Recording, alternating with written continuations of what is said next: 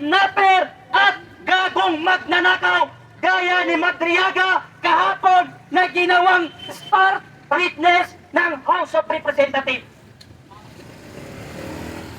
Bakit magtitiwala ang mga congressman sa isang tarantadong convicted? Bakit magtitiwala ang mambabatas ng mga representative ng mamayang Pilipino sa isang gago na convicted, may kaso at nakulong na si Madriaga na gumagawa-gawa ng ebidensya na walang katuturan, walang katibayan? Malinaw na ito ay panggigibit sa pangalawang presidente ng Pilipinas.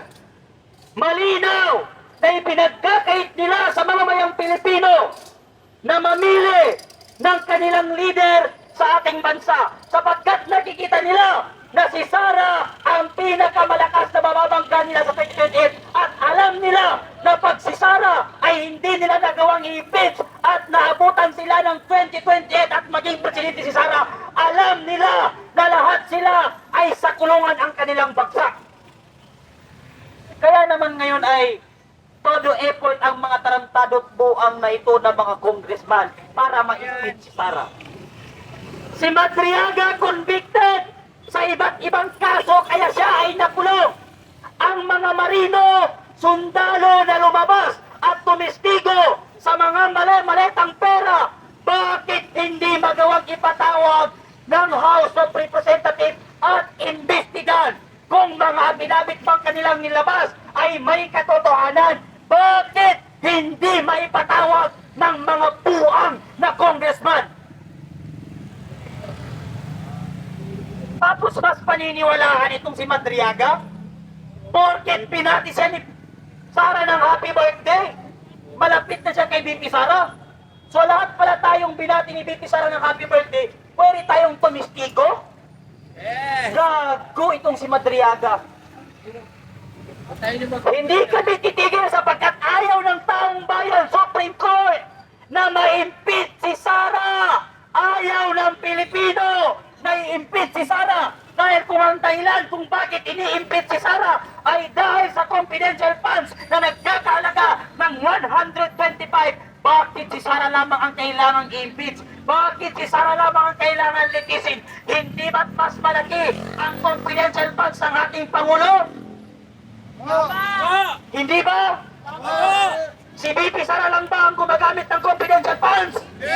Mas malaki ang confidential funds ni Bongbong Magnanakaw. Huwag niyong paikutin ang mamamayang Pilipino. Wala tayo sa panahon ni Dr. Jose Rizal para gawing bobo ang mga Pilipino. Pangalawa, kami ay nananawagan sa Supreme Court na bigyan ng pansin ang ilang buwan na nating inihintay isinumiti na petisyon sa pagpapawi kay PRRD. Gusto ng Pilipino na marinig Supreme Court kung ano ang inyong kagustuhan, kung ano ang inyong sasabihin sa mamamayang Pilipino sa aming ibinigay na petisyon sa inyo. Hanggang ngayon, wala pa rin naririnig ang Pilipino na pumirma sa petisyon upang marinig kung ano ang desisyon ng Supreme Court sa pagkidnap sa dating Pangulo na si Rodrigo Roa Duterte. Pangatlo, na aming ipinunta at aaraw-arawin dito sa Supreme Court, gusto namin magdesisyon ang Supreme Court sa mga nangyayari sa ating bansa, sa krisis na ating kinakaharap, sa korupsyon na hindi nariresolba Supreme Court. Ang Pilipinas ay isa sa may pinakamataas na presyo ng langis sa lahat ng Asian country dahil sa pinapataw ng ating gobyerno na buwis na kanilang sinisingil. Habang ang mga ibang bansa ay nagbibigay ng subsidiya para pababain ang presyo ng langis sa kanilang bansa, ang ating bansa naman, ang ating gobyerno naman ay nagpapataw ng 12% na VAT na mas lalo nagpapataas ng langis sa ating bansa na siyang ipinaghirap ng Pilipino, na siyang dahilan kung bakit Pilipino ngayon ay tinatamaan ng matinding krisis. Malinaw sa Administrasyong Marcos na ayaw nilang ibaba ang VAT ng langis. Malinaw sa Administrasyong Marcos na ayaw nila na suspindihin ang VAT ng produktong langis dahil sila mismo ang nagsabi na kapag sinuspindi ang presyo, ang VAT ng langis, ay malaki ang mawawala sa gobyerno. So malinaw sa atin na ayaw resolbahin ni Bongbong Marcos ang krisis nating kinakaharap. Ang Administrasyong Marcos ay hindi para sa mamamayang Pilipino na naghihirap, kung hindi para sa mayayaman na negosyante, mga politiko, ang administrasyong ito. Hindi nila pinakikinggan ang sigaw ng ordinaryong Pilipino. Hindi nila niliresolba ang problema na ating kinakaharap, ang krisis na ating kinakaharap, at ang korupsyon ay pinapabayaan nila sa ating bansa. At mas pinaniniwalaan nila, mas pinakikinggan nila ang mga convicted sa kaso na si Madriaga kesa sa 18 Marines doon na lumabas at nagdistigo na sila Marcos ay magnanakaw at totoong merong mali-malitang pera. Titigil ba tayo? Hindi! Titigil ba tayo? Hindi! Araw-arawin namin ang Supreme Court hanggat hindi kayo nagdidesisyon. At baka pangalawang araw, susunod na araw, magdadala kami ng tent at dito kami matutulog sa Supreme Court. Diyan sa gate, lagyan natin ng tent hanggat hindi magdidesisyon ang Supreme Court. Pag inabutan tayo ng ilang araw at hindi pa rin mag-issue ang Supreme Court, dyan tayo sa loob matulog. Yes! Pera naman natin na nagpatayo sa mga yan eh. Tama! Saan kumukuha sila Bongbong Marcos ng sahod? Sa sambayanan Pilipino! Sa Pilipino! Saan kumukuha yung mga congressman ng sahod? Sa mga Pilipino. Palamunin ang mga politiko na tandaan ninyo. Palamunin natin ang presidente, congressman, lahat ng politiko at opisyal ng gobyerno, palamunin ng taong bayan sapagkat buwis natin ang kanilang sinasahod. Tama!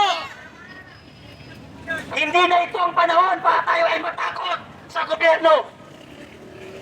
Hindi na ito ang panahon para tayo ay magpapi sa sindikatong gobyerno ni Bongbong Marcos. Matuto tayong lumaban at manindigan. Eh kung makulong tayo, okay man yun. Libre man ang pagkain sa loob. Hindi ka na magbabayad ng rent. Hindi ka na magbabayad ng tubig. Libre lahat. Ano ang problema sa loob ng kulungan? Di ba? Yes! Libreng pagkain, libreng tubig, hindi ka na magre-rent ng bahay. Kaya may kwarto man sa loob ng kulungan. Masikip! Masikip nga lang, yung tae mo, nakakain mo. Pero pag mahirap ang nakulong, yung tutulugan niya, katabi ng CR niya. Pero pag politiko na kurakot ang nakulong, ang ganda ng putang inang kulungan, naka-subdivision sila ila dili maggago. May aircon pa! Anong sabi ni Luistro? Simple lang. Pag walang kaso, magpakita at sumagot. Fuck you, Luis. Sino ba ano? Luistro. Anong sabi mo? What I did, tinago ko ang aking asawa. Kasi, ano? May kaso! May kaso. Tapos sasabihin mo, simple lang. Lumabas ka, magpakita at sumagot, samantalang asawa mo na kriminal, tinago mo. Huwag kami, Luisitro. Ano pangalan yan? Ministro! Luistro. Kahit pangalan ng mga sindikatong congressman, hindi natin na-memorize. Sindikato kaya di mo memorize. Laila de Lima, may matibay na ipinidya kay BP Sara. Dahil binati lang ni BP Sara si Madriaga ng happy birthday. Dami mong binati ni BP Sara ng happy birthday, di ba? Oh, madami! Parang lahat ng mga DDS supporter, binati ni BP Sara na ng happy birthday, happy birthday. So, ibig sabihin, pag binati ka pala ng happy birthday, pwede ka nang tumistigo. Eh baka nga hindi kilala ni BP Sara si Madriaga eh. Baka nga pumunta lang sa Office of the Vice President at nang hingi ng panglibing ng lolo niya. Tapos nagpa-picture, sinabi niya, magmat ako ni BP. Fuck you talaga itong taransyado na ito. At ang nakakapagtaka, mas pinakikinggan pa ng House of Representatives ang convicted na yan sa 18 Marines na lumabas. Kaya, kataas-taas ang hukuman ng malungkot na Republika ng Pilipinas. Kami ay nagsusumamo sa iyo. Kami ay nananawagan sa inyo.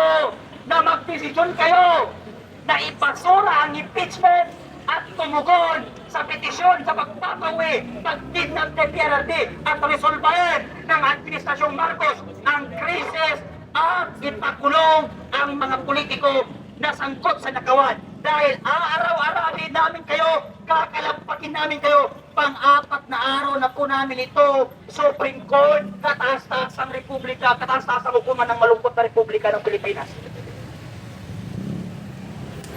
Iyo, Prati si Bibe! Duterte tayo hanggang sa uli. Wala nang Marcos. Magnanakaw ang tatay. Magnanakaw si Bongbong Marcos. Mas magnanakaw yan si Sandro Marcos. Pag yan ang naging presidente natin sa susunod na mga taon. May balak tumakbo ng presidente ang tarantado na yan. Eh doon nga sa distrito niya, wala siyang napagawang flood control eh. Puro pinapaama ka distrito na doon sa Ilocos Norte. Sa unang distrito ng kanilang lugar.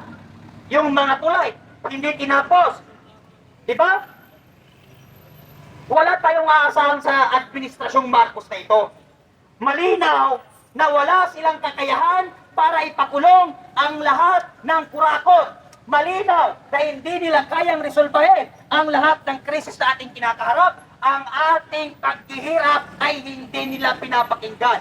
Mas pinipili nila ang mayayaman dahil ang administrasyong ito ay hindi para sa ordinaryong Pilipino, kung hindi para sa mga politiko. Sila lang din nagtatakipan, sila lang din nagnanakawan, at sila rin gumagawa ng kwento para pabagsakin si Sara Duterte sa mga mali-maling kwento at walang katuturang allegation sa ating presidente na si Sara Duterte. Lahat ng mga Duterte supporter Bongbong Marcos ay hindi ka kinikilalang presidente. Walang respeto sa iyo ang taong bayan sapagkat hindi mo nagagawa at nagagampanan ang iyong trabaho. Kaya hindi namin kasalanan kung bakit namin ka namumura sapagkat karapatan ng publiko na murahin ang mga public servant kapag hindi nila nagawa ng tama ang kanilang mga trabaho. Kaya ka tinawag na public servant dahil magsiservisyo ka sa publiko, hindi para magpahirap at nakawan ang mga mamamayang Pilipino.